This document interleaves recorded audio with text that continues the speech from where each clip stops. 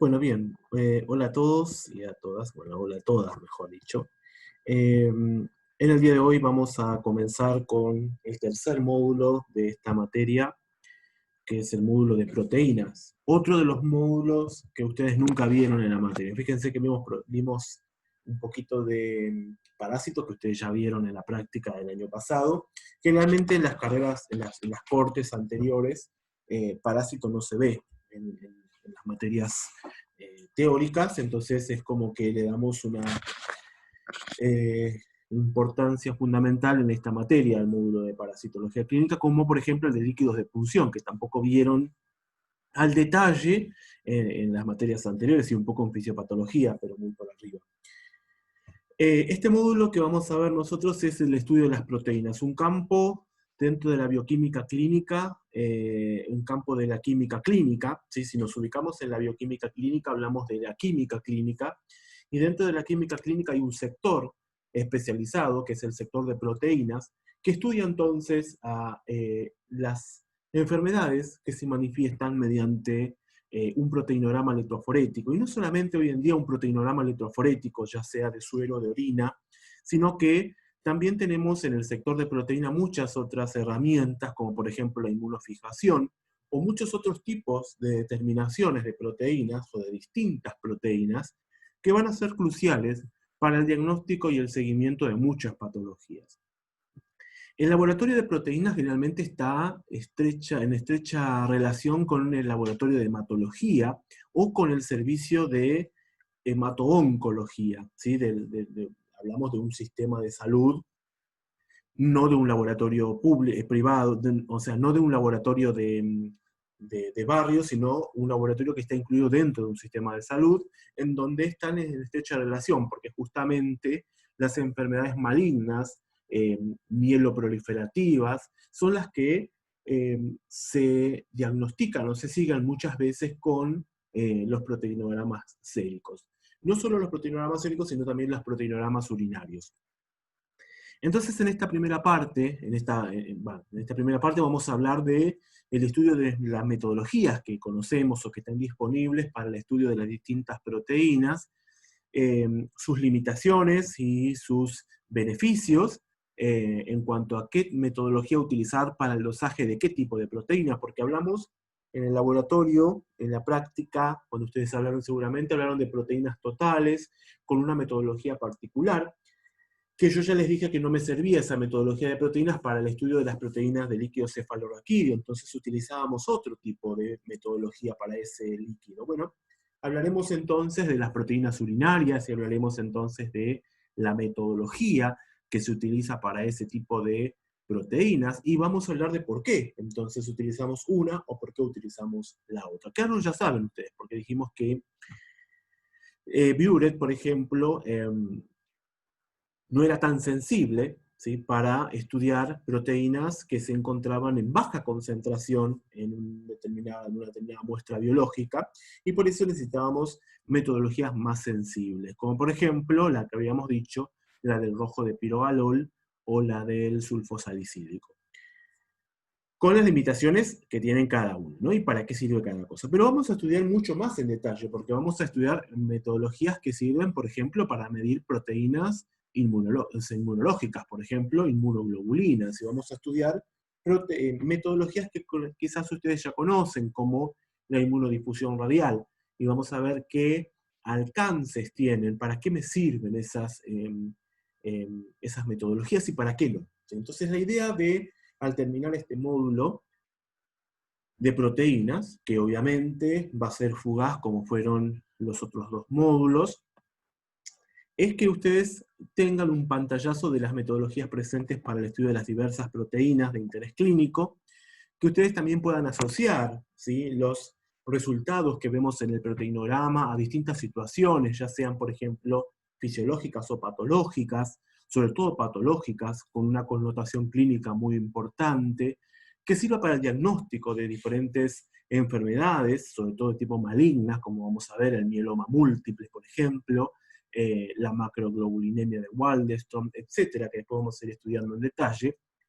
Y eso sería como el objetivo, son los objetivos más importantes que yo quiero que ustedes entiendan o comprendan al terminar el módulo, amén de conocer la metodología del proteinograma electroforético manual. ¿Por qué? Porque, como yo les digo siempre, si uno conoce lo manual, después tiene, entiende lo que está haciendo el aparato automatizado, el equipo automatizado. ¿Sí? Porque si nosotros sabemos hacer unas proteínas totales manuales, como ustedes seguramente hicieron en el laboratorio el año pasado, uno ya sabe qué es lo que está haciendo el autoanalizador de química clínica cuando le pide que haga unas proteínas totales. Eso mismo ustedes ya lo hicieron, entonces comprenden qué cosas afectan y qué cosas no afectan a la metodología en estudio. ¿Qué es lo que va a hacer? ¿Qué es lo que le hace falta al autoanalizador para analizar la metodología?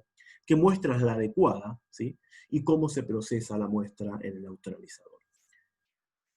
Yo le he sacado a la presentación de este año todas las diapositivas que corresponden a la generalidad de las proteínas. Yo se las dejé en la presentación que tienen subida al espacio virtual. La idea no es que estudien todo eso, la idea es que todo eso ya lo saben. Y si no lo saben, es hora de rebobinar y poder entenderlo, porque nada de eso que está ahí, yo lo voy a explicar, porque se entiende por sabido. ¿Sí? Punto isoeléctrico, la estructura de las proteínas, conformaciones, síntesis de proteínas, ya lo sabemos y por lo tanto entonces no vamos a perder tiempo al respecto. Iniciamos entonces la primera clase de proteínas del día de hoy. Esta semana vamos a hablar de metodologías, como yo les decía, hoy va a ser un solo video y una actividad práctica, donde les voy a subir unos insertos de proteínas y ustedes van a completar un cuadrito, ¿sí? de algunas cosas que tienen que saber encontrar o buscar en un inserto. Y evaluar las distintas metodologías disponibles en el mercado para el estudio de las proteínas. Ustedes saben que el estudio, bueno, hoy en día, la importancia de las proteínas en cuanto a la formación de estructuras, tanto a nivel celular, ¿sí? Como subcelular, en la matriz extracelular, pero además también la funcionalidad que tienen las proteínas cuando se transforman en enzimas, estos grandes catalizadores biológicos o bioquímicos que cumplen una función muy importante dentro de la célula en innumerables cascadas o innumerables rutas metabólicas, que sin la presencia de estas enzimas, la vida de la célula no sería posible. ¿Sí? Entonces, acá vemos simplemente, como ustedes ya conocen, al proteasoma. El proteasoma es la organela citoplasmática del catabolismo de las proteínas, en donde las proteínas que son viejas, que ya se dejan de utilizar en la célula, o que son proteínas mal sintetizadas, por ejemplo, sufren entonces una degradación a sus aminoácidos respectivos en esta estructura que se llama proteasoma, generando entonces estos aminoácidos que son necesarios para la biosíntesis de nuevas proteínas a partir de la transcripción de un gen del material genético. Entonces, es importante conocer que las funciones de las proteínas son relevantes, pero estas proteínas que se sintetizan no solamente son utilizados a nivel de la célula, sino que muchas veces también son liberados, ¿sí? Son liberados al intersticio celular. Y así hablamos entonces, por ejemplo, de los anticuerpos, ¿sí? Ustedes saben que los anticuerpos son macroestructuras proteicas con una conformación terciaria y cuaternaria bien definida. Están formadas por dos cadenas livianas y dos cadenas pesadas, que entonces son secretadas, ¿sí? Son sintetizadas, pero secretadas por estas células plasmáticas al intersticio porque van a cumplir una función en el torrente sanguíneo, o sea, en el plasma o en la circulación. ¿Sí? Y así muchas proteínas, por ejemplo, las proteínas de transporte, ¿sí? Las proteínas de transporte de muchos cationes, como por ejemplo la transferrina, la proteína de transporte del hierro, la celuloplasmina, la proteína de transporte del cobre, proteínas de transporte de, por ejemplo, otros metabolitos de interés, como por ejemplo la vitamina B12, que es la transcobalamina, y así sucesivamente otras proteínas, como por ejemplo también las proteínas que permiten el catabolismo de distintas sustancias que se encuentran en el plasma, por ejemplo, la lipoproteína lipasa, que es una proteína necesaria para el catabolismo de las lipoproteínas. Principalmente no hablamos de la albúmina, proteína de transporte por excelencia y de síntesis hepática, y que cumple un rol muy importante con proteína de transporte que ya dijimos, pero a su vez también regula algo que ustedes ya saben que es la presión oncótica del plasma. ¿Sí? Permite entonces la regulación de la salida del líquido plasmático al intersticio celular, lo regula. Entonces, estamos viendo algunas funciones, de algunas de las pocas, ¿sí?, que estamos citando, de la gran cantidad de funciones que cumplen las proteínas dentro del organismo humano, amén de las estructurales, ¿no? El colágeno, la elastina, la fibroneína, etcétera, que son proteínas netamente estructurales, las que forman los microtúbulos y los microfilamentos, el citoesqueleto de la célula, etcétera. Entonces, nosotros nos vamos a dedicar particularmente al estudio de las proteínas de secreción, porque vamos a ver, ¿sí?, aumentos o disminuciones del contenido proteico en función de la proliferación de alguna célula. ¿Sí? Así de esta manera la vamos a ir asociando. Estudiamos también, por ejemplo, la presencia de proteínas de fase aguda, en donde hablamos entonces de la PCR y decimos entonces que en procesos infecciosos el hígado empieza a sintetizar mayor cantidad de proteínas de fase aguda, como la PCR, y disminuye la síntesis de otras proteínas, como la albúmina, por ejemplo. Entonces hablamos de lactantes de fase aguda positiva y lactantes de fase aguda negativa. Y entonces, en una electroforesis de proteínas séricas, nosotros podemos evidenciar ciertos cuadros fisiológicos y patológicos que están transcurriendo en el organismo humano simplemente haciendo este estudio, ¿sí? Sembrando una pequeña alícuota de suero en un agar o en una base en particular, en donde después, un soporte, quería decir soporte, en donde aplicamos una diferencia de corriente eléctrica y nos llevamos entonces todo nuestro conocimiento de química biológica, y entonces las proteínas se van a mover según su carga y según su masa a lo largo de ese soporte, porque le estamos colocando un campo eléctrico entre los extremos. Todo ello embebido en un buffer, ¿no?, determinado. Bien. Esto simplemente para recordar el dogma de la biología en cuanto a que mediante el ADN polimerasa, el ADN, durante cada ciclo celular, entonces se replica a sí mismo, generando una doble copia, y después hay un proceso de transcripción mediada por la ARN polimerasa, en donde el ADN se transforma a ARN, y después entonces generan la traducción, ¿sí?, traducción o traslación, también se van a ver en la bibliografía. No me gusta esa palabra de traslación, pero bueno, se ve, se dice así en la bibliografía, o sea que también hay que conocerlo, en donde la molécula de ARN, luego de su maduración, recuerden ustedes, por corte y empalme, los splicing alternativos, se genera, se traduce mediante la maquinaria de traducción, que son los ribosomas, a proteínas, pero acá tenemos algo muy interesante hoy en día en el dogma de la biología, en donde el ARN se puede transformar a ADN, con una flechita para acá, mediante una retrotranscriptasa. Y ustedes recordarán la virología, cuando hablábamos, por ejemplo, de los virus de ARN, en donde estos virus podían transformar su material genético de ARN a ADN mediante una enzima que ellos mismos llevaban, que se llama retrotranscriptasa o transcriptasa reversa. La importancia que ya hablamos recién, este dibujito siempre me ha gustado, en cuanto a las rutas, ¿sí?, metabólicas y catabólicas de las proteínas. Vemos entonces que obviamente se sintetizan a nivel de los ribosomas, pero los ribosomas entonces se unen al retículo endoplásmico, generando esta estructura de rugosidad de este retículo endoplásmico, a partir del cual entonces estas proteínas que son de exportación, ¿sí?, son de secreción, o son proteínas que van a ir a impactar o van a ir a ser utilizados en alguna organela en particular, se sintetizan por este mecanismo, en donde mediante péptidos señales, recordarán ustedes de biología, esta proteína, este complejo proteico incipiente con el ribosoma, se acerca y se une al ribosoma, donde a medida que va sintetizándose la proteína va traslocando, va entrando al retículo endoplásmico rugoso, y luego esa proteína queda dentro del retículo endoplásmico rugoso.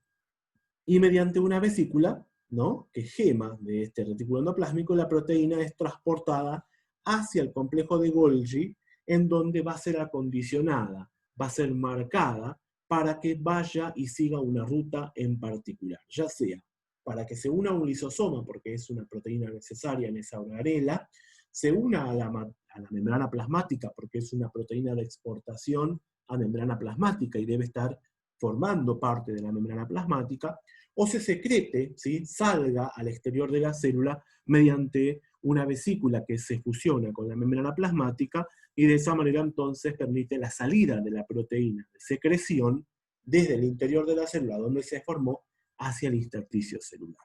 Qué lindo todo esto. Bien, perdón. Entonces, en el suero, la fracción de proteínas solubles que aparecen tras la retracción del coágulo sanguíneo y que carece de fibrinógeno son las que nosotros vamos a estudiar.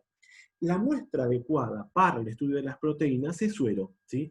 ¿Por qué es suero? Yo les voy contando, porque el suero carece de fibrinógeno y el fibrinógeno va a ser un interferente en el proteinograma electroforético, ¿sí? Entonces no se utiliza plasma, se utiliza suero, y este es algo que ustedes ya tienen que remarcar, porque es una pregunta muy importante de parcial, o es algo muy importante que ustedes tienen que llevarse de esta primera clase, ¿sí? La muestra adecuada para proteínas es suero, ¿sí?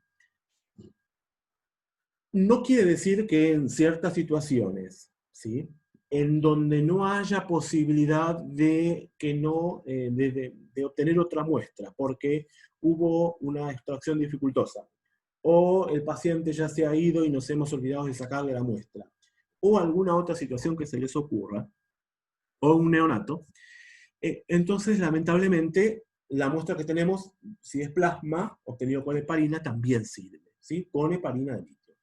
Si no, suero. ¿Por qué? Porque cuando se retrae el coágulo, ¿sí?, el fibrinógeno y las proteínas de la coagulación se pierden, ¿sí?, de alguna manera, y entonces eso no interfiere en la lectura, en la visualización después del proteinograma electroforético. Ya veremos algún caso en donde hay fibrinógeno y vamos a diferenciar el suero del plasma. Funciones, como ya charlamos, transporte de compuestos exógenos y endógenos, ¿sí?, tanto exógenos como endógenos, porque también se transportan el colesterol endógeno, la síntesis endógena también se transporta en las lipoproteínas.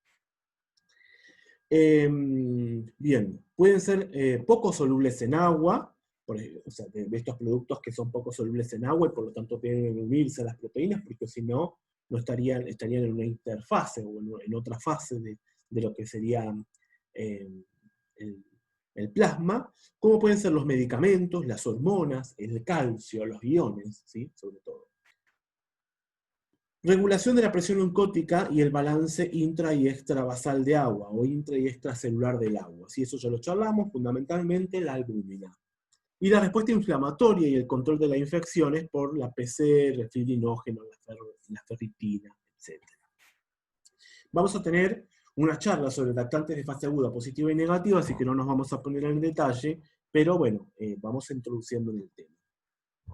Bien, la síntesis de la proteína. La mayor parte de las proteínas plasmáticas se sintetizan en el hígado. Y si alguien no sabía eso, por favor, hoy en día se lo graban y lo subrayan fundamentalmente. Todas las proteínas que tenemos en el plasma son de síntesis hepática, excepto las inmunoglobulinas, ¿sí?, que son de síntesis de células plasmáticas, ¿sí?, que eran células B que se transformaron en células plasmáticas secretoras de anticuerpos. Son las únicas proteínas que no pueden sintetizarse a nivel hepático. Los linfocitos B son responsables de la síntesis de inmunoglobulinas, y esto está acá para que ya no haya más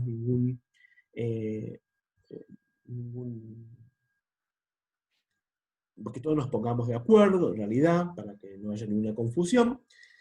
Y la degradación y las pérdidas de las proteínas tenemos que ver con que hay una tasa de pérdida y una tasa de degradación normales o fisiológicas, ¿sí?, que son restablecidos constantemente con la dieta muchas veces, ¿sí? Entonces el catabolismo tiene lugar en muchas y distintas células, por ejemplo, células endoteliales, los fagocitos, los fibroblastos, por ejemplo, Las pérdidas pueden ser por filtración glomerular, y ustedes saben entonces que hay una determinada pérdida de proteína fisiológica, una proteinuria fisiológica muy baja, muy pequeña, pero que se pierde, y que generalmente son de bajo peso molecular. No hablamos aún de proteinuria masiva o no selectiva, o proteinuria que tenga que ver con un daño glomerular o con un daño túbulo-intersticial, ¿sí? Hablamos de pérdidas normales, ¿sí? Fisiológicas, entre comillas. Y pérdidas a través de la pared intestinal, el intestino, simplemente, ¿sí? Pérdidas gastrointestinales y pérdidas renales de proteínas. Con todo esto nosotros podemos armarnos entonces un grafiquito en donde tenemos que las proteínas se pueden sintetizar, se sintetizan a nivel hepático, ¿sí? A partir de los aminoácidos, que los aminoácidos pueden venir de la biosíntesis. Recuerden ustedes que habían aminoácidos que eran esenciales, por lo tanto esos aminoácidos no pueden ser sintetizados por una ruta metabólica, y la carencia de estos aminoácidos llevan a proteínas defectuosas y por lo tanto a enfermedad, a un cuadro patológico, y proteínas que son sintetizadas. Hay aminoácidos que se pueden sintetizar a nivel orgánico, porque existen rutas metabólicas que permiten la síntesis de estos aminoácidos. Entonces hablamos de aminoácidos esenciales y aminoácidos no esenciales, química biológica de nuevo. Pura química biológica hasta ahora. Y los aminoácidos que vienen de la absorción intestinal a nivel del ribete en cepillo. Recuerdan ustedes cuando las proteínas que se consumían por la dieta, entonces, ¿qué pasaban? Se tomaban estas proteínas, se degradaban, esta degradación comenzaba a nivel de ya la saliva, después continuaba con los jugos gástricos y para terminar entonces con los jugos intestinales secretados por el páncreas. Recuerden ustedes ese contenido enzimático pancreático, que generaban entonces a que estas proteínas que se incorporaban con la dieta se transformaban o se dividían o se fragmentaban en sus monómeros, ¿sí? Que eran los aminoácidos. Y estos aminoácidos, mediante transportadores especiales o cotransportadores ubicados en el ribete en cepillo del intestino delgado, se absorbían, ¿sí? Y al absorberse pasaban a la circulación, donde, junto con los aminoácidos que venían de biosíntesis, generaban un pool de aminoácidos que eran necesarios a nivel hepático para la síntesis de proteínas. Estas proteínas están distribuidas entre el espacio intra y extravascular. Hay un intercambio constante entre este espacio intra y extravascular, ¿sí? Y fíjense entonces que ¿de qué va a depender el contenido de aminoácidos y el contenido de estas proteínas? ¿Sí? Particularmente de la síntesis, que vienen de estos aminoácidos, que recuerden que de la absorción intestinal fundamentalmente tienen que venir los aminoácidos esenciales, ¿sí? Porque los no esenciales pueden venir también de síntesis, de biosíntesis, porque hay una ruta metabólica, pero también los podemos incorporar por la dieta, ¿sí? A los no esenciales. Y también van a depender del catabolismo, ¿sí? Del nivel de catabolismo que tienen estas proteínas. ¿Por qué? Porque el catabolismo va a depender de las necesidades de aminoácidos. ¿Recuerdan ustedes situaciones de desnutrición o caquexia en donde los pacientes empezaban a degradar sus propias proteínas mediante procesos como autofagia? Recordarán ustedes de fisiopatología, que estudiamos la autofagia, para obtener energía, ¿sí? Para obtener energía o para obtener aminoácidos, pool de aminoácidos para sintetizar otras proteínas que son más necesarias. Generalmente el organismo lo que hace es degradar las proteínas estructurales inicialmente, ¿sí? Y entonces en función de esta degradación de proteínas estructurales va a tener un pool de aminoácidos necesario para la síntesis de otras proteínas más importantes, ¿sí? Entonces este equilibrio, esta regulación entre las proteínas intravasculares y extravasculares va a depender ya sea de la síntesis de proteínas, o sea, de todo esto que vimos anteriormente, del catabolismo de las proteínas y de las pérdidas al exterior, esas pérdidas que habíamos analizado en la diapositiva anterior, que tiene que ver entonces con las pérdidas renales y las pérdidas gastrointestinales fundamentalmente, ¿sí? Que son las dos situaciones de pérdida más comunes. Entonces, si tenemos mucha pérdida gastrointestinal o mucha pérdida renal, síndrome nefrótico, nefrítico, entonces este desbalance se va a afectar, ¿sí? Y entonces va a haber una deficiencia en la concentración plasmática de proteínas, ¿sí? Bien, si hablamos de las concentraciones de proteínas totales, en el suero, este valor es importante conocerlo, es de 6 a 8,3 gramos de decilitro.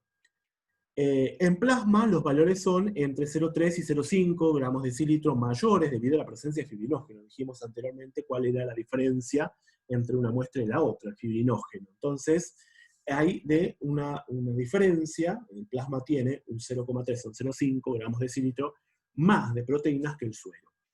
En orinas de 24 horas, fíjense, volvemos a fisiopatología y todo lo que tienen que saber sobre proteinuria, tenemos una pérdida fisiológica de 30 hasta 150 miligramos por 24 horas, ¿sí? Menos de 150 dice la bibliografía. Y fíjense que dice hasta 160 miligramos de decilitro en 24 horas, perdón, miligramos en 24 horas en embarazadas. Y esta sería una proteinuria fisiológica. Una proteinuria que ni siquiera detecta la tira reactiva. Sí, la proteinuria de las embarazadas puede detectar la tira reactiva. Por favor, recuerden que la proteína que detecta la tira reactiva fundamentalmente es albúmina. ¿Sí? Por lo tanto, si hay cilindro, no quiere decir que tenga que haber sí o sí albúmina o proteína positiva, ¿sí? Porque es un error que yo quiero sacar, que es muy difícil de sacar de los viejos bioquímicos, que hablan de cilindros y entonces le pongo una cruz en proteinuria, porque si no es como que estoy mintiendo, estoy diciendo, pero hay discordancia entre un resultado y el otro. No, querido, porque en realidad la proteinuria del cilindro es la proteína de Tan-Horfeld, ¿sí? Que es una mucoproteína de secreción de túbulo epitelial, o sea, epitelial del túbulo principalmente contorneo proximal, en donde, que forma la matriz del cilindro, y que no es detectada con la tira reactiva, porque la tira reactiva detecta fundamentalmente albúmina. Lo que no quiere decir es que si es que puede haber este resultado de proteinuria positiva y cilindros positivos, porque puede haber, obviamente, proteinuria de cualquier tipo, glomerular o túbulo intersticial, y a su vez también tener cilindros. Pero no quiere decir lo contrario, que sí o sí, porque tengo cilindros, tengo que ponerle una crucita de vestigios, por lo menos, en proteínas urinarias de la tira reactiva. Bueno, no importa. En orinas ocasionales, ¿esto qué quiere decir? Una orina al acecho. Esta metodología no es muy utilizada, pero sí se utiliza para embarazadas. El índice proteinuria creatininuria. ¿Por qué se utiliza ese índice? Porque yo no puedo evaluar la proteinuria con una orina al acecho, ¿sí? Porque ustedes saben que la proteinuria no se libera de forma constante a lo largo de todo el tiempo. Sí la creatinina. Tenemos una determinada tasa de secreción de creatinina constante. Entonces, si yo hago un índice en una orina al acecho, cualquier orina al acecho es una orina al azar. Tomo un poquito de orina de un paciente a las 6 de la tarde, por ejemplo, y le mido. Quiero saber si está perdiendo proteínas, porque quiero evaluar a ver cómo está su embarazo. Entonces le mido la proteinuria por el método X, ¿sí?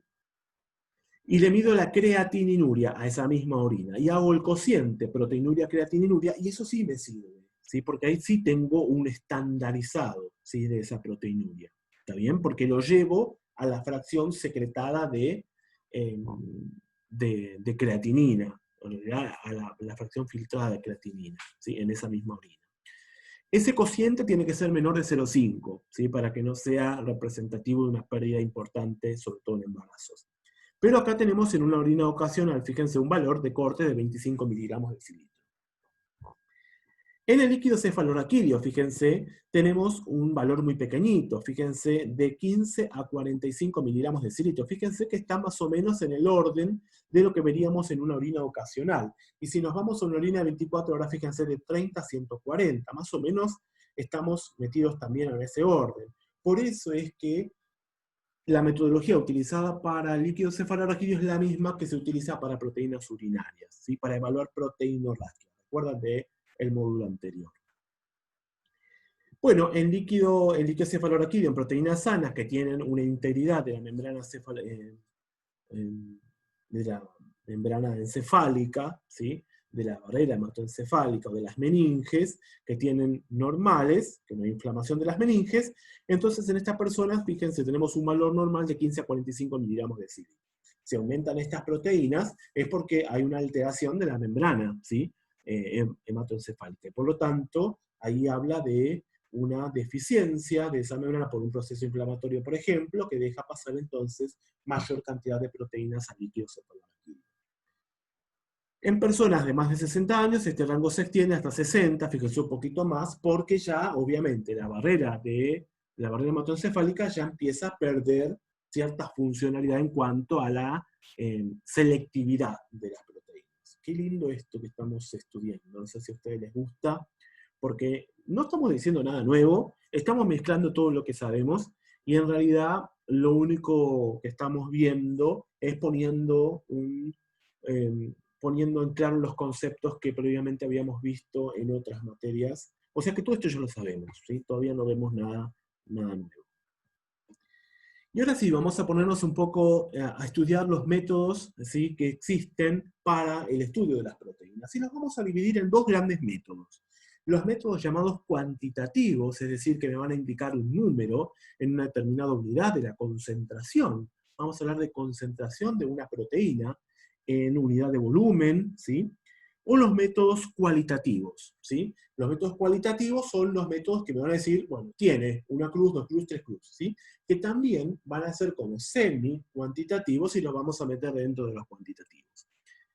Y los otros métodos que vamos a estudiar en esta cursada, o sea, los que van a ser nuevos, digamos, en realidad, son los métodos espectrofotométricos, es decir, aquellos métodos que me van a permitir la separación, ¿sí?, de esta proteína total, que la estoy midiendo allá arriba, en distintas fracciones, ¿sí? Y vamos a poder evaluar estas distintas fracciones que van a ser separadas por o mediante la aplicación de un campo eléctrico, ¿sí?, en una proteína. O sea, una determinada proteína, colocamos una determinada alícuota del suelo del paciente y lo sometemos a un campo eléctrico a un determinado pH. Recordarán ustedes que el buffer en donde están embebidas estas proteínas es la que le va a dar la carga, ¿sí?, a todas las proteínas. Y va a unificar las cargas de todas las proteínas, ¿sí? Y las va a permitir migrar a lo largo de un campo eléctrico según su carga y según su masa, ¿sí? Entonces estos son los métodos electroforéticos, ¿sí? No me salía la palabra. Electroforéticos, que son los que vamos a estudiar en esta materia. Bueno, determinaciones analíticas en el laboratorio de proteínas tenemos. Vamos a estudiar proteínas totales y albúmina, y dentro de proteínas vamos a estudiar distintos métodos de proteínas, que ahora vamos a analizar, y yo les voy a dar un trabajo para que hagan sobre estos métodos de proteínas, que el más común ya lo conoce, que es el método de Biuret, en la metodología de albúmina, la separación electroforética, y la cuantificación de proteínas específicas, es decir, llámese C3 del complemento, C4 del complemento, IgA, IgG, IgE, ¿sí? Esas proteínas específicas, ¿sí? Transferrina, ferritina, que son proteínas, ¿sí? Específicas, ¿sí?, que uno dosa en el laboratorio, ¿sí?, o que tiene resultados constantemente en el laboratorio de estas proteínas, que pertenecen al área de química clínica, que hay métodos, ¿sí?, que estudian que se utilizan, digo, para estas proteínas específicas que vienen dentro de lo que serían las proteínas totales. Bien, la medición de proteínas en general se basa en la propiedad intrínseca de las proteínas para absorber luz, o UV, y acá viene todo lo que ustedes ya tienen que saber de la ley de la Meriville, la espectrofotometría y la espectrofotometría visible y UV, que si no la tienen, la van a repasar porque la tienen que saber de la práctica. O la capacidad que tienen las proteínas de unir ciertos colorantes. Entonces vamos a hablar de métodos turbidimétricos, ¿sí?, porque acá viene la turbidez resultante de la precipitación de las proteínas. Entonces vamos a hablar de métodos turbidimétricos o de métodos colorimétricos. Y dentro de los métodos colorimétricos vamos a poder ver entonces a los métodos que se ven al UV y los métodos al visible, ¿sí? Entonces vamos a tener dos metodologías, UV visible, los colorimétricos, y los métodos turbidimétricos que tienen que ver con que precipitan estas proteínas cuando están presentes en presencia de un reactivo determinado y generan cierta turbidez, mayor o menor, según sea mayor o menor la concentración de proteínas presentes en esa muestra. Acá tenemos entonces algunas ventajas e inconvenientes de métodos que tenemos. Fíjense, por ejemplo, métodos de absorción. La ventaja de los métodos de absorción es que no se pierden las muestras porque no la mezclamos con ningún reactivo, ¿sí? Por lo tanto, medimos simplemente la absorción a una cierta longitud de onda, la absorbe o no la absorbe, ¿sí? Ley de Lambert-Eagle. Pero el inconveniente es que tienen muchos interferentes, porque ciertas sustancias que pueden estar presentes en la muestra pueden absorber a esas longitudes de onda también que estamos trabajando, y entonces se transforman en interferentes para esta metodología. Métodos que utilizan derivados colorimétricos, o sea, los colorimétricos fundamentalmente. El Buret, el que ustedes ya conocen, que es bastante específico para proteínas, muestran pocas interferencias, es poco selectivo, poco sensible, perdón, necesito gran concentración de proteínas, por eso dice acá poca sensibilidad. El método de Lowry tiene bastante sensibilidad, no todas las proteínas reaccionan de la misma forma,